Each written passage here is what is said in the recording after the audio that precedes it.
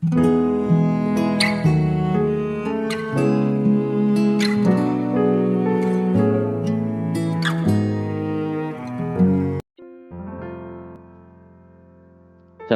saudara yang dikasihi Tuhan Yesus, selamat pagi dan salam sejahtera bagi saudara semua. Saya menyapa bagi saudara yang ada di Indonesia, dari Sabang sampai Merauke, baik yang di kota maupun yang di desa, dan saudara yang ada di Malaysia, di Sabah, di Sarawak, Kuala Lumpur.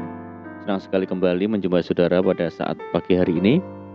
Kiranya damai sejahtera dan sukacita daripada Roh Kudus nantiasa melimpah dalam hati dan kehidupan saudara semua, dan kiranya saudara semua dalam keadaan sehat selalu. Puji Tuhan. Selamat datang kembali di Pokok Anggur bersama saya Yosia Krispianto. Mari saudara, sebelum kita bersama-sama merenungkan firman Tuhan, mari kita satu di dalam doa.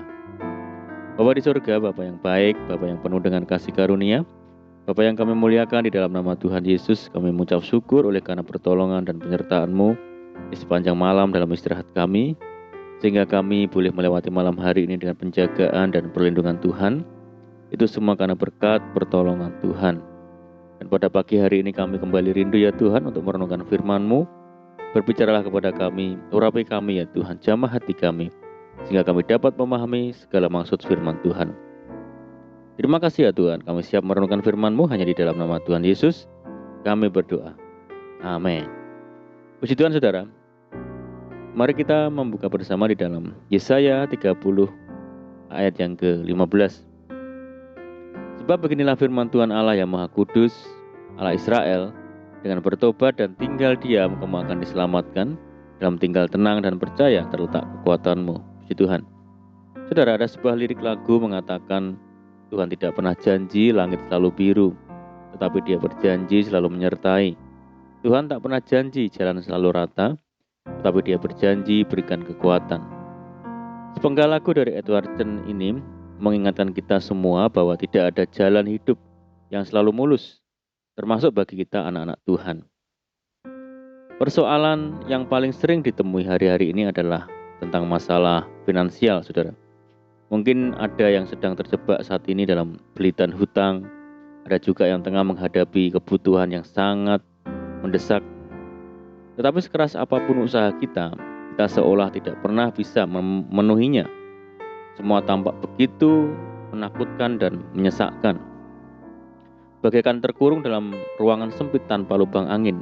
Kepanikan membuat kita tidak bisa berpikir jernih untuk mencari pertolongan. Kita malah melakukan tindakan-tindakan ceroboh yang membuat kita lebih cepat kehabisan oksigen. Benar saudara, seringkali kita menghadapi masalah di masa-masa sukar. Reaksi kita adalah bingung, cemas, dan galau, sampai tidak bisa lagi berpikir dengan akal sehat. Atau kita malah sibuk untuk mengeluh, untuk bersungut-sungut, serta menyalahkan orang lain. Padahal hanya satu yang seharusnya kita lakukan saudara, yaitu mendekat kepada Tuhan. Tenangkan diri dan carilah hadirat-Nya. Renungkan firman-Nya serta janji-janjinya. Saat kita melepaskan hati kita dari semua beban permasalahan kita dan hanya berharap kepada Tuhan, iman kita akan bertumbuh kuat. Kemudian biarkan Roh Kudus menuntun kita menemukan cara supaya bisa bertahan dan untuk mengelola keuangan kita dengan baik. Percayalah, Tuhan tidak akan pernah meninggalkan kita dan kuasa-Nya lebih dari cukup untuk membalikkan keadaan. Tuhan lebih dari sekedar sanggup untuk melepaskan kita dari jerat permasalahan apapun juga. Jika kita berjuang bersama Tuhan, Dia bukan hanya akan memberikan pertolongannya, tetapi juga mengajari kita untuk semakin bertumbuh dewasa dan kuat bersama dengan Tuhan. Saudaraku, ada 3 alasan kenapa kita harus bertahan ketika hidup terasa semakin sukar. Yang pertama adalah janji-janji Tuhan. Alkitab berisikan berbagai janji yang dibuat Allah sendiri demi keselamatan kita. Salah satunya yang paling kuat ada dalam Yeremia 29 ayat yang ke-11. Dikatakan, sebab aku ini mengetahui rancangan-rancangan apa yang ada padaku mengenai kamu. Demikianlah firman Tuhan, yaitu rancangan damai sejahtera dan bukan rancangan kecelakaan, untuk memberikan kepadamu hari depan yang penuh harapan. Ketika kita sedang terpuruk, ingatlah firman ini saudara. Katakan dengan lantang dan imani Percayalah bahwa rencananya baik untuk kita semua. Percayalah bahwa rencananya yang menguatkan hati kita untuk mengatasi dan melewati rintangan kehidupan hidup ini. Peganglah janji-janji Tuhan, maka kita bisa bertahan untuk melewatinya. Dan yang kedua adalah saudara, Kristus yang menyelesaikan. Seperti salib Kristus juga dapat mendorong kita mencoba menghadapi semua rintangan menghadang, karena kita tahu bahwa melalui salib Kristus telah memenangkan kita oleh karena kasih-Nya. Ada dalam Yohanes 16 ayat yang ke-33 disebutkan, semuanya itu kukatakan padamu, supaya kamu beroleh damai sejahtera dalam aku. Dalam dunia kamu menderita penganiayaan, tetapi kuatkanlah hatimu, aku telah mengalahkan dunia.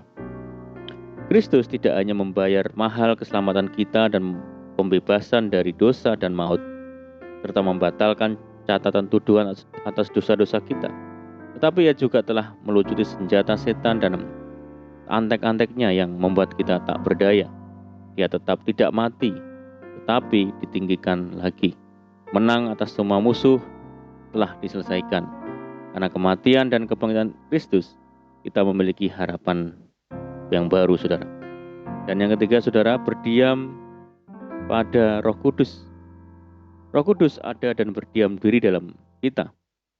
Hal ini menandakan bahwa ketika kita akan menghadapi rintangan dan masa-masa sulit, kita tidaklah bersendirian menghadapinya.